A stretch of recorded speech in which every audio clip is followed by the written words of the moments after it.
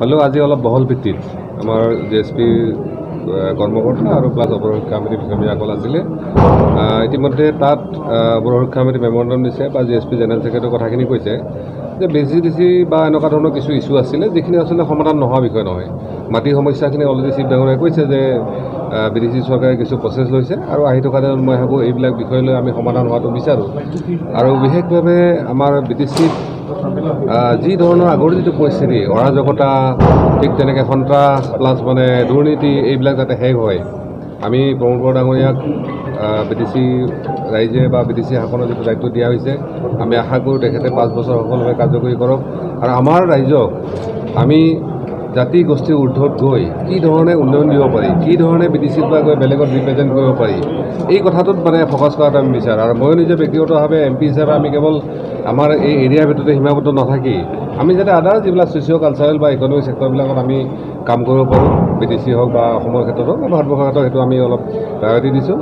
আৰু ইতিমধ্যে কৈছে যে আজি আলোচনা খুবেই সৌহাৰ্দ্যপূৰ্ণ। আমি অলৰেডি ক্লিয়াৰলি কোৱা আছে যে যি কথাই নাথাকক কিয় টেবুলত বহি কথা পাতক, টেবুলত নিশ্চয় সমাধানটো হ'ব। আগৰ যিখিনি ব্যৱধান বা হেৰি আছিলে সেইখিনি প্ৰায় শেষ হৈ গৈছে। এই লৈ আমি ইউপিপিএলৰ চৰকাৰ বা বিজেপিৰ লগত আমি চামিল হোৱালৈ বা চৰকাৰ বনালৈ আমাক বহুত সমালোচনা কৰিছিল।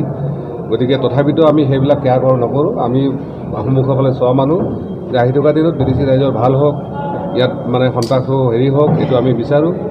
আৰু বিশেষভাৱে যিবিলাক BDC সংগঠিত হৈ আছিলে, যোৱা পৰহিও এনেকুৱা ঘটনা এটা হৈছে। গতিকে এনেকুৱা ঘটনা নহওঁক আমি বিচাৰোঁ যে BDCৰ বা অসমৰ কোনো এজন যুৱকে বিনা কাৰণত যাতে তেজ দিবলগীয়া নহয়, তাৰ সলনি আমি তেওঁলোকক যাতে ভাল কনষ্ট্ৰাকটিভ লাইনত আমি তেওঁলোকক নিব পাৰোঁ, সেইটোহে আমাৰ কিন্তু আশা। নিশ্চয় তদন্তৰ লেভেললৈকে যাব। আৰু আমাৰ ৰাইজৰ এটা সুবিধা আছে যে আজিকালি মানৱ অধিকাৰ সংগঠন আছে, আমি কেছ কটল দিব পাৰোঁ। মই এইটো নকওঁ যে এইটো তদন্ত ভিত্তিত তদন্ত হওক, যিটো তদন্ত হ'লে ভাল হয়। মই যিহেতু ইয়াৰ আমাৰ যথেষ্ট আমি পলিটিকেল বাদ দিওঁ, ছ'চিয়েল অৰ্গেনাইজেশ্যনবিলাক আছে, তেওঁলোকে চৰকাৰক দাবী দিয়ক। আৰু মোৰো দাবী যে যদি সঁচাকৈ তেনেকুৱা কিবা হৈছে এই তদন্ত এটা হওক, তদন্ত আওতাত হওক। মই এইটো বিচাৰোঁ যে অসমৰ বা BDCৰ কোনো এজন যুৱকে যাতে এনেই বিনা কাৰণত তেওঁলোকে তেজ দিব লগা নহয়। এই পৰিস্থিতি আমি ইতিমধ্যে চেণ্ট্ৰেলৰ হোম মিনিষ্টাৰ বা জইণ্ট ছেক্ৰেটাৰীলৈ কৈছোঁ যে তেওঁলোকৰ যিখিনি সংস্থাপন, ইভেন ৰঞ্জন দৈমাৰীৰ ক্ষেত্ৰতো যদি চৰকাৰে কিবা কৰিব পৰা আছে কৰক, কিন্তু এইটো হ'ব নালাগে BDCত যাতে কোনো আৰু জংঘলত যাব নালাগে। BDCত যাতে ল'ৰাবিলাকৰ উন্নয়ন হয় বা তেওঁলোকে সংস্থাপন হয়, প্ৰতিটো জাতি জনগোষ্ঠীৰে হওক। আৰু আমি ভাবোঁ যে আমি যদি সকলোৱে লগ লাগি কাম কৰোঁ, আমি এইখিনি কাম কৰিব পাৰিম, যিটো চৰকাৰে কৰিব নোৱাৰে। কিন্তু আমি যদি সকলো ৰাইজে লগ লাগো, চৰকাৰৰ লগত সহায় কৰোঁ, আমি কৰিব পাৰিম। আৰু এনকাউণ্টাৰৰ ক্ষেত্ৰত ৰাইজে দাবী দিয়ক, আদালতত যাওক, দৰকাৰ হ'লে তদন্ত হওক।